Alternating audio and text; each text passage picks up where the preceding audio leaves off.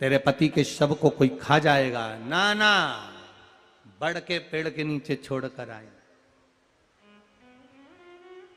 क्या चाहिए तुझको, क्या दूं मैं तुझको, कुछ मांग ले मुझसे। सावित्री कहती है क्या दोगे आप, मेरे पति के प्राण दे दो बस वापिस, और कुछ नहीं चाहिए।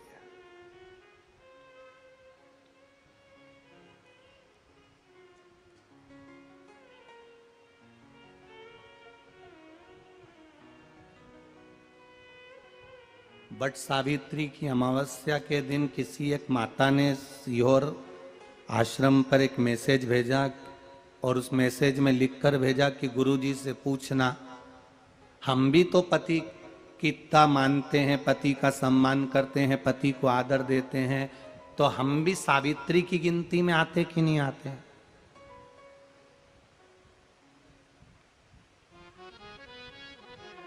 तो सीओर से मैसेज आया कि गुरुजी वो ऐसा ऐसा पूछा गया है, आप बताओ क्या कहना है। हमने कहा कह दो, जब बट सावित्री आती है तभी तुम पति को प्रणाम करती हो, जब दिवाली आती है तब पति को प्रणाम करती हो, जब करवा चौथ आती है तभी चलनी में मुंह देखती हो, बाकी के समय तो तुम जूड़ा बांध के ऐसी बोलती हो कि पति थर थर कांपता है।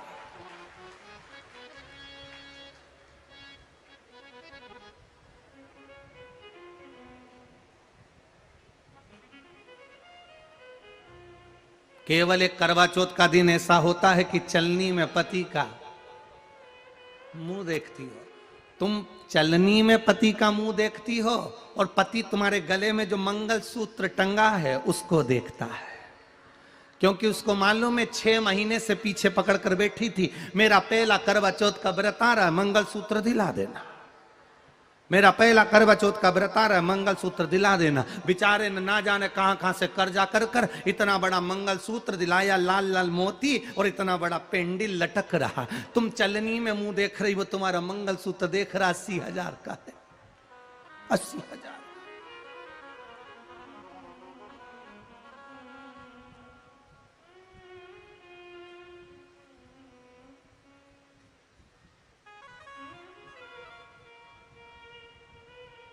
16 श्रृंगार में नारी के हाथ की चूड़ी का कलर अलग हो सकता है, चूड़ी की डिजाइन अलग हो सकती है, चूड़ी अलग हो सकती है, चूड़ी महंगी सस्ती हो सकती है, मंगलसूत्र की कीमत ऊंची नीची हो सकती है, पांव की बिछुड़ी की कीमत ऊंची नीची हो सकती है, कान के कुंडल की कीमत ऊंची नीची हो सकती है। तुम्हारे शरीर पर जितने जितने 16 श्रृंगार हैं उसकी कीमत ऊंची नीची हो सकती है। केवल मंगलसूत्र की डिजाइन बदल सकती है, नाक की लौंग की डिजाइन बदल सकती है, कान के बुंदे की डिजाइन बदल सकती है, हाथ की चूड़ी की डिजाइन बदल सकती है, पांव की पायल की डिजाइन बदल सकती है। केवल नारी के 16 श्रृंगार में एक श्रृंगार ऐसा है जिसकी कीमत जो पहले थी वही कीमत आज तक है, और उसकी डिजाइन आज तक नहीं बदली। वो मांग का सिंदूर है, एक जैसी डिजाइन है और एक जैसी कीमत है।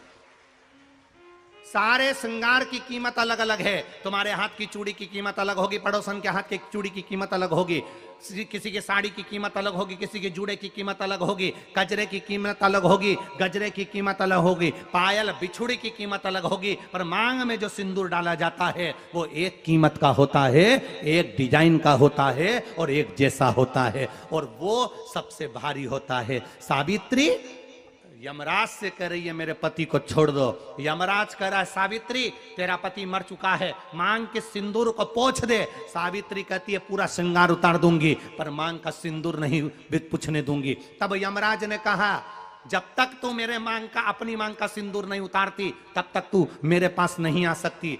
भगवान यमराज से सावित्री ने कह दिया मैं भी तुझे वचन देती हूं यमराज, मेरी मांग में जब तक सिंदूर है, जैसे सीता ने लाइन लक्ष्मण जी ने लाइन खींच दी थी और सीता पार नहीं जा सकती थी, मैं भी तुझे वचन देती हूं जब तक नारी की मांग में सिंदूर है तब तक तू उसके पति को उसके सामने लेकर नहीं जा सकता, यह भी मैं तुझे कह देती हूं। यमराज भैंसे पर सवार होकर सत्यवान को लेकर जा रहा था, सावित्री से वचन पर वचन चल रहे थे। जब यमराज यमलोक में प्रवेश करने लगा, मांग के सिंदूर में से थोड़ा सा सिंदूर सावित्री ने केवल हाथ में लेकर अपनी बिंदी पर जो लगाया, सत्यवान को लेकर यमराज अंदर नहीं जा पाया। बाहर खड़े होकर कहता है मांग ले, मैं तुझे एक वचन नहीं, तू बोले तो मैं 2 वचन दे देता हूं, तू बोले तो मैं 3 वचन दे देता हूं, तू मांग क्या चाहिए। तब सावित्री ने कहा देना चाहते हो? हाँ। अब यमराज को लगा कि लालच में पड़ गई सावित्री। तब कहा पहला वचन दीजिए, मेरे अंधे सास ससुर के नेत्र वापिस आ जाएं। यमराज ने कहा तथास्तु। दूसरा वचन दीजिए, मेरे सास ससुर अपने पोता पोती का मुख देखें। यमराज ने कह दिया तथास्तु।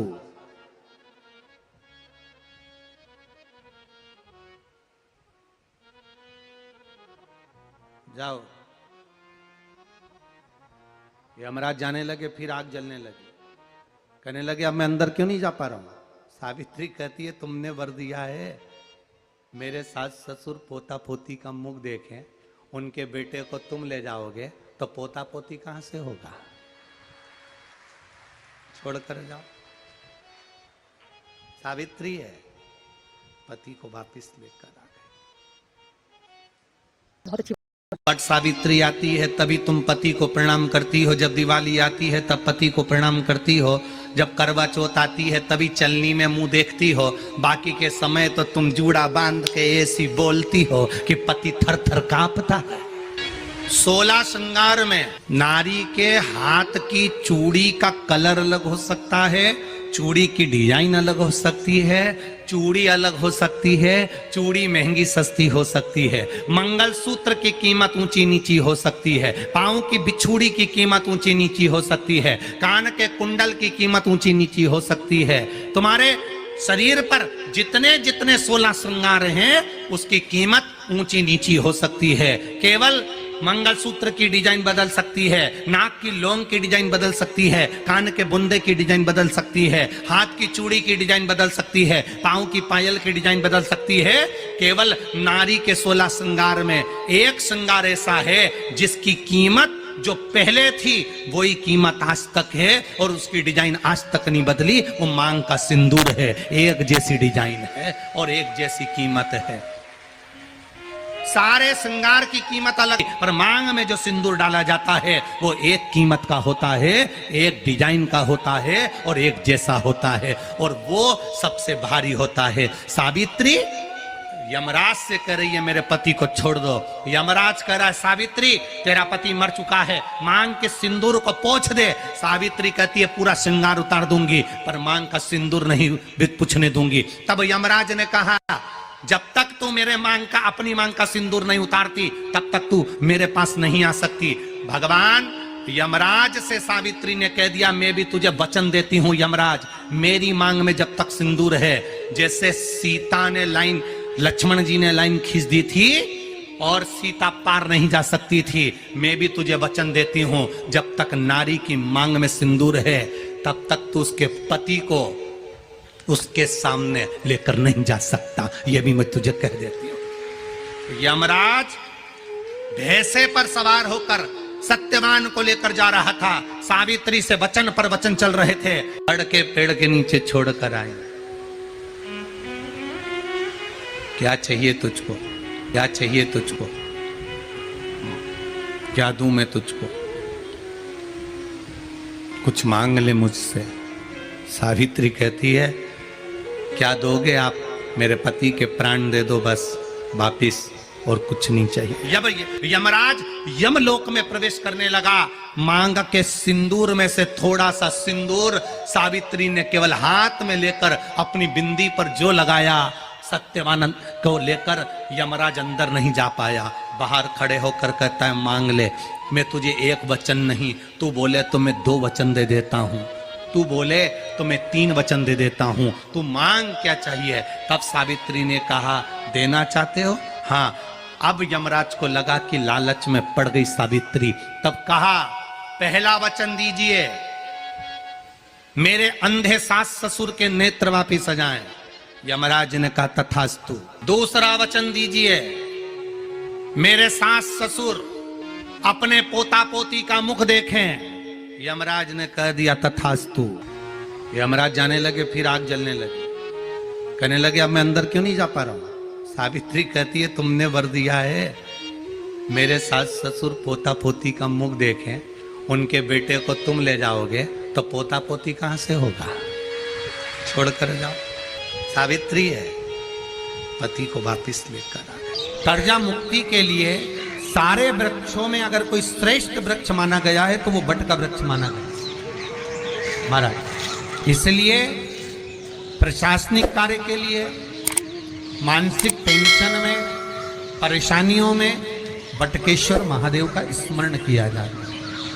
और यदि निवेदन करूंगा, बहुत ज़्यादा यदि आपको कर्जा हो गया है, बहुत ज़्यादा कर्जा हो गया और वो कर्जा चूक ही नहीं रहा, तो थोड़े दिन बड़ के पेड़ के नीचे आप बटकेश्वर महादेव के लिए 1 लोटा पानी, उसमें थोड़ा सा पिसा हुआ चावल पीस के गला लेना चावल को और पीस लेना, पीस के उस पानी में मिला लेना और मिलाकर उसमें थोड़ी सी हल्दी पिसी हुई डालकर बटकेश्वर महादेव के नाम से बड़ के पेड़ के नीचे अपनी कामना कर कर जो कर्जा हुआ है उस कर्जे का भान देते हुए, स्मरण देते हुए छोड़ दीजिए। महाराज 2 या 3 सोमवार एक ही जगह पर करना।